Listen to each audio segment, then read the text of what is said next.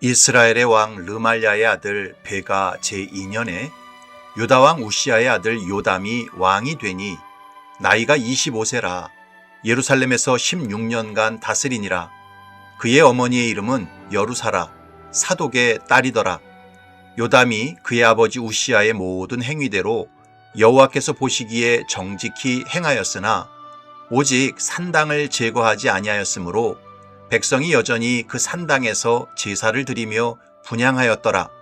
요담이 여호와의 성전의 윗문을 건축하니라. 요담의 남은 사적과 그가 행한 모든 일은 유다 왕 역대 지략에 기록되지 아니하였느냐. 그때의 여호와께서 비로소 아람 왕 르신과 르말야의 아들 베가를 보내어 유다를 치게 하셨더라. 요담이 그의 조상들과 함께 자매 그의 조상 다윗성의 조상들과 함께 장사되고 그 아들 아하스가 대신하여 왕이 되니라. 아멘.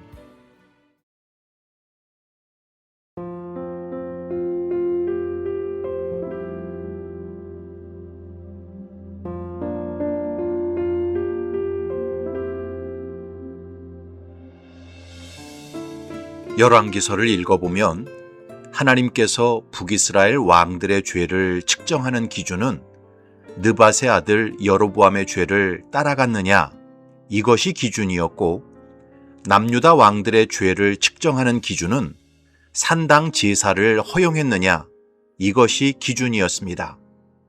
오늘 본문에서도 남유다 11대 왕이었던 요람의 죄에 대해서 이렇게 지적하셨습니다. 오직 산당을 제거하지 아니하였으므로 백성이 여전히 그 산당에서 제사를 드리며 분향하였더라. 그런데 여로보암의 죄와 산당 제사를 허용한 죄, 이 두 가지 죄는 오늘 이 시대를 살아가는 성도들에게도 빈번하게 나타나는 죄입니다. 먼저 북이스라엘 왕들의 죄를 측정하는 기준이었던 여로보암의 죄는 무엇입니까? 그것은 바로 하나님을 목적 가치로 섬기지 않고 수단 가치로 섬기는 죄였습니다. 여로보암은 베델과 단에 금송아지 우상을 세웠고 대속죄일 날짜를 7월 15일에서 8월 15일로 옮겼으며 또 제사장을 레위인이 아닌 일반 평민으로 세웠습니다. 그렇게 한 이유가 무엇입니까? 열왕기상 12장에 보면 여로보암이 에브라임 산지에 세겜을 건축하고 거기서 살며 또 거기서 나가서 분으엘을 건축하고 그의 마음에 스스로 이르기를 나라가 이제 다윗의 집으로 돌아가리로다. 만일 이 백성이 예루살렘에 있는 여호와의 성전에 제사를 드리고자 하여 올라가면 이 백성의 마음이 유다 왕된 그들의 주 르호보암에게로 돌아가서 나를 죽이고 유다의 왕 르호보암에게로 돌아가리로다 하고 이에 계획하고 두 금송아지를 만들고 무리에게 말하기를 너희가 다시는 예루살렘에 올라갈 것이 없도다. 이스라엘아, 이는 너희를 애굽 땅에서 인도하여 올린 너희의 신들이라 하고 하나는 베델에 두고 하나는 단에 둔지라. 여로보암은 분명히 아히야 선지자의 신탁에 따라 북이스라엘의 초대 왕이 되었습니다. 하지만 절기 때마다 북이스라엘 백성들이 르호보암이 다스리는 남유다 예루살렘 성전에 가서 하나님께 제사 드리고 오는 것을 보면서 왕권의 위기감을 느꼈습니다. 그래서 자기 왕권을 강화하기 위해 하나님의 율법을 정면으로 거슬렀습니다. 교묘하게 베델과 단에 금송아지 우상을 세웠습니다. 이것은 하나님을 목적 가치로 섬긴 것이 아니라 자기 왕권을 강화하기 위한 수단 가치로 이용했던 것입니다. 여러분, 신앙생활의 본질적인 목적은 하나님을 기쁘시게 하고 하나님을 섬기기 위해서입니다. 따라서 내 만족, 내 즐거움, 내 이익을 얻기 위해서 신앙생활한다면 그것은 하나님을 수단 가치로 이용하는 여로보암의 죄를 짓는 것입니다. 예전에 제가 부목사로 섬길 때 피아노를 전공한 여자 집사님이 새벽 반주를 신청한 적이 있었습니다. 그런데 이분이 새벽에 성도들이 기도할 수 있도록 반주를 차분하게 하는 것이 아니라 자기 연주회를 하듯 요란하게 피아노를 쳤습니다. 그분은 자기 실력을 뽐내고 존재감을 과시하기 위해 새벽 반주를 신청한 것입니다. 이런 행태가 바로 하나님 앞에서 여로보암의 죄를 짓는 것입니다. 제가 아는 어떤 분은 장로가 되기 전에 누가 시키지도 않았는데 매주일 주일 예배 때마다 안내를 섰습니다. 매주 교인들의 눈도장을 찍었습니다. 그래서 결국 장로가 되었습니다. 그런데 장로가 된 다음부터 얼마나 큰 체를 하고 성도들 위에 군림했는지 모릅니다. 그분은 장로가 된 목적이 자기 권력욕을 채우기 위해서였습니다. 이런 행태가 바로 하나님 앞에서 여로보암의 죄를 짓는 것입니다. 여러분, 아무리 거룩해 보이는 신앙 행위도 하나님을 섬기는 것이 목적이 아니라 자기를 섬기는 것이 목적이라면 그것은 하나님 앞에서 너무나 가증스러운 여로보암의 죄를 짓는 것입니다. 바라기는 저와 여러분들이 순수하게 하나님을 믿고 사랑하고 소망하는 목적으로 예배하고 신앙생활하시기 바랍니다. 두 번째로 남유다 왕들의 죄를 측정했던 산당 제사를 허용한 죄는 무엇입니까? 산당이라는 말은 히브리어로 빠마라는 단어인데 높은 곳이라는 의미입니다.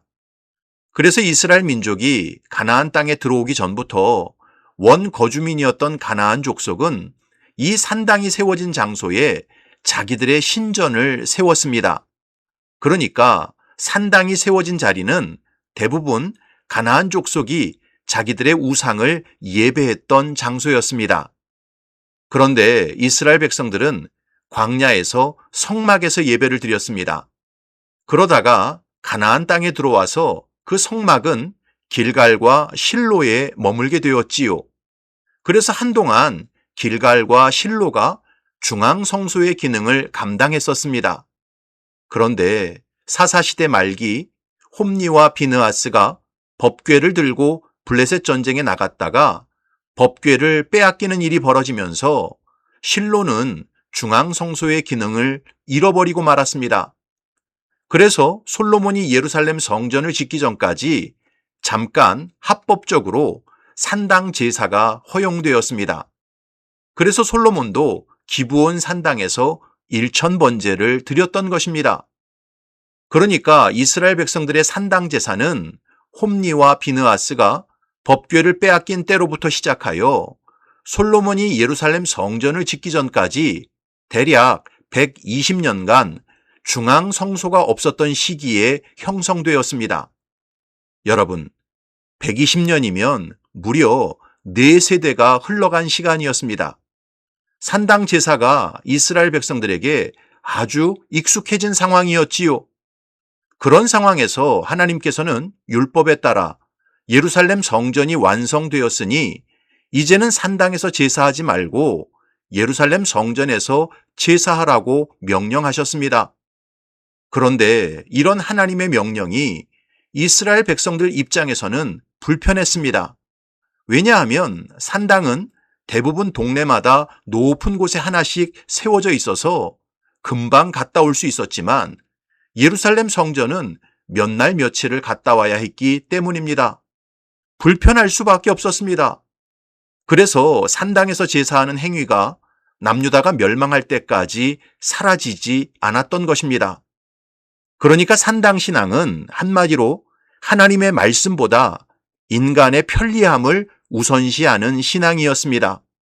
이런 신앙은 절대로 하나님의 뜻에 복종할 수 없고 결국 자기 자신을 하나님으로 섬기는 부패한 신앙으로 이어질 수밖에 없었습니다.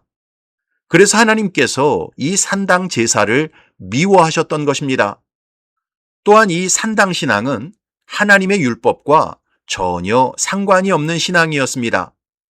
당시는 요즘처럼 인쇄술이 발전하지 않은 시대였습니다. 그래서 하나님의 율법책이 산당에는 존재하지 않았습니다. 오직 중앙 성소인 예루살렘 성전에만 하나님의 율법이 보관되어 있었습니다. 그러다 보니까 산당은 주로 하나님의 뜻을 분별하고 그 뜻대로 사는 것에는 관심이 없었습니다. 그저 기복에만 관심이 컸습니다. 만사형통하고 무병장수하는 것에만 관심이 컸습니다. 그래서 산당에서 제사하는 신앙은 겉으로 볼 때는 하나님을 섬기는 신앙처럼 보였지만 실상은 자기 만족을 구하는 신앙이었습니다.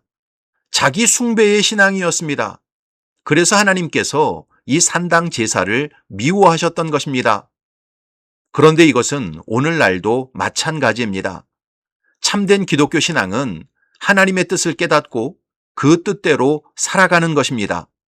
절대 하나님을 통해서 만사형통하고 무병장수하는 것이 신앙의 목적이 아닙니다. 그럼에도 불구하고 너무나 많은 사람들이 그저 자기 만족과 문제 해결을 위해서 교회에 나옵니다. 불교나 무당을 찾아가는 사람들과 똑같이 만사형통, 무병장수만을 구합니다. 하나님께서는 이런 자기 숭배적인 신앙을 미워하시고 가증하게 여기십니다.